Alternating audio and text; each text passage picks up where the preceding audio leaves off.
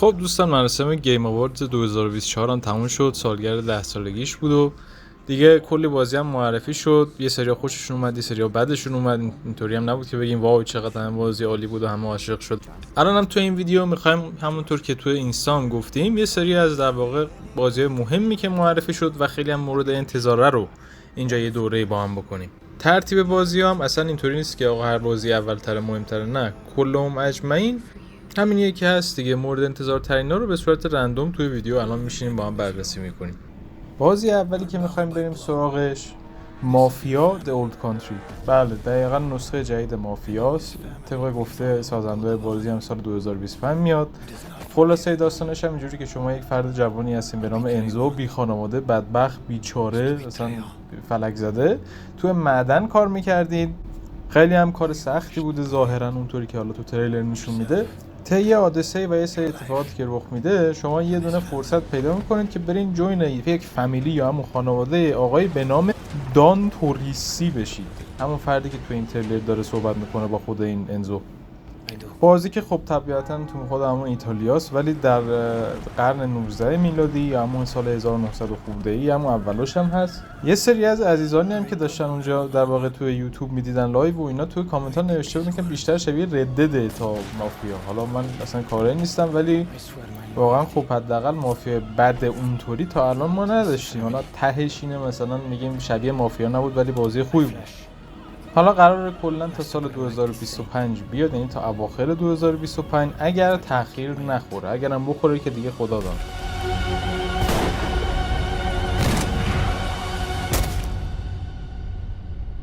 Welcome, Enzo.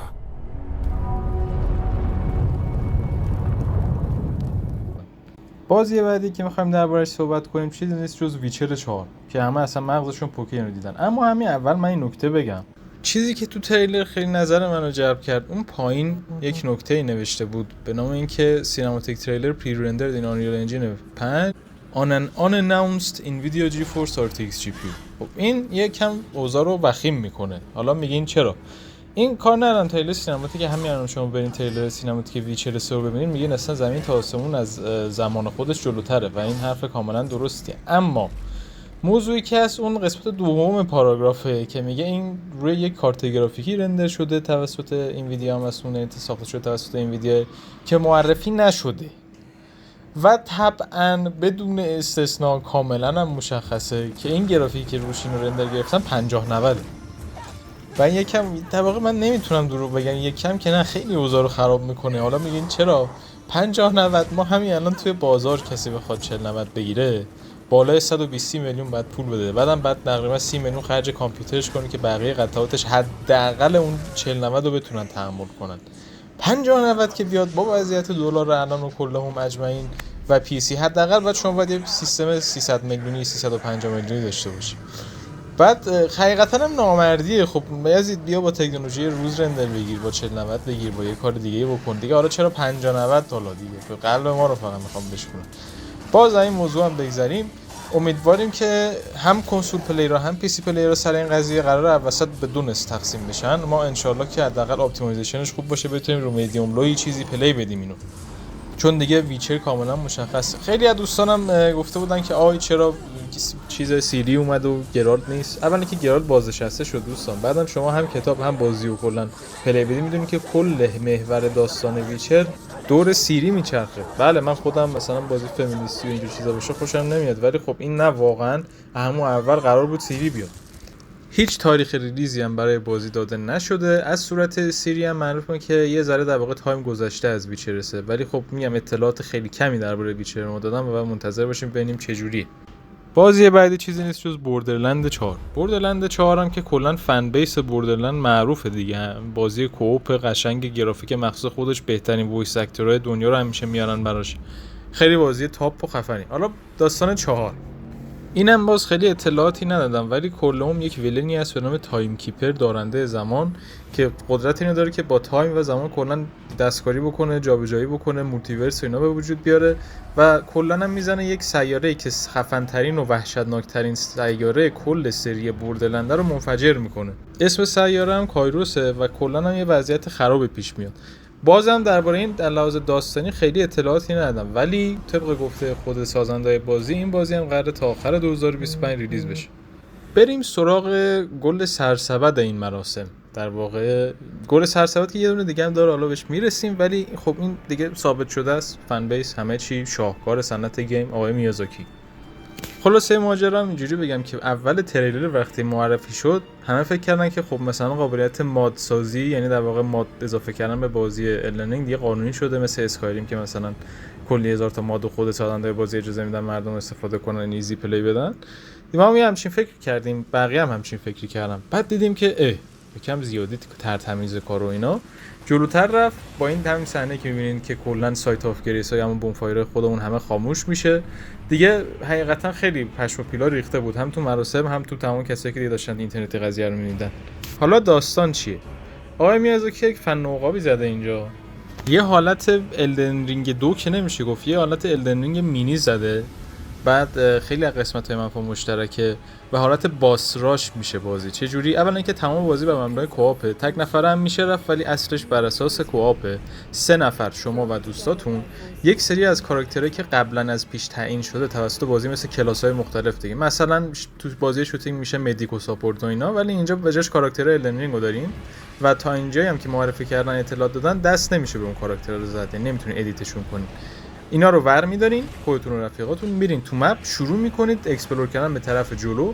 بعد باس میاد، انمی میاد، بعد بزنید برید باس بعدی، بزنید برید باس بعدی، بزنید برید باس بعدی، و هر میشن با میشن بعدی اونطوری که خودشون تا الان گفتم فرق میکنه. یعنی اگر شما برای بار دوم استارت کنی مثل بار اول نخواهد.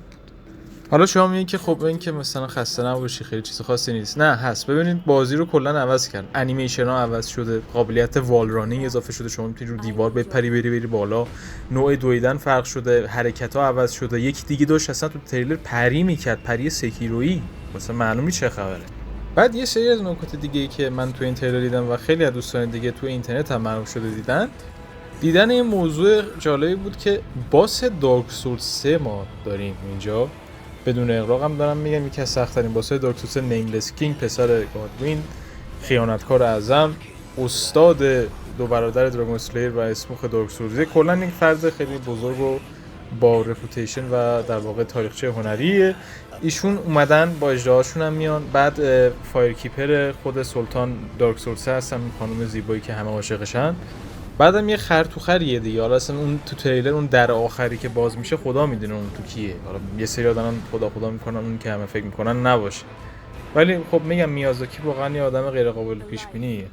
سوار کفتر شدن و نمیدونم افکت‌های مختلف و اسلحه جدید اینا هم که همیشه میازاکی اضافه میکنه. این بازی قراره برای هم PS5 هم PS4 هم ایکس باکس هم استیم، کلا برای همه چی میاد. و الانم پیش ثبت نامش از 10 ژانویه توی سایت خودشون باز میشه و میتونین حالت بتا مانندش رو اگر خوش شانس باشین تست کنین. اما گل سرسبد بعدی که گفتم اینجاست. ببینین تاریخچه این بازی خیلی تاریخچه قشنگیه. همون موقع قدیمم که اومد، تقریبا طرفای 2015 اینجورا بود. وقتی این بازی ریلیز شد همه گفتم آقا زامبی پارکور چیه؟ مثلا من یکی میگفت زامبی میترسم، یکی میگفت زامبی بورینگه. کلا این بازیایی بود که همه میدونن وقتی ریلیز میشد بعد میرفتی به رفیقت میگفتی آقا بریز، میگفت نه نمیریزم. آخر که میریخت بعد با چوب میرفتی بالا سرش گفتی آقا پاشو بریم بیرون یا آفتاب به پوستت بخوره.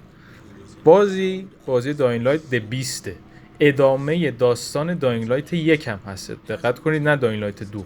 چرا؟ چون کایل کرین رو اینجا ما داریم و دقیقاً هم ایونت های بازی 12 سال بعد از داینگ لایت 1 رخ میده که کایل کرین بعد از اینکه تبدیل به یک نایت هانتر میشه یا زامبی خفنه، میگیرن خفتش میکننش تو قفس، روش صبح تا شب آزمایش انجام میدن تا 12 سال پدر اینو در میارن. آخر دیگه سال 13 این یه جوری فرار میکنه از دست یک دانشمند روانی.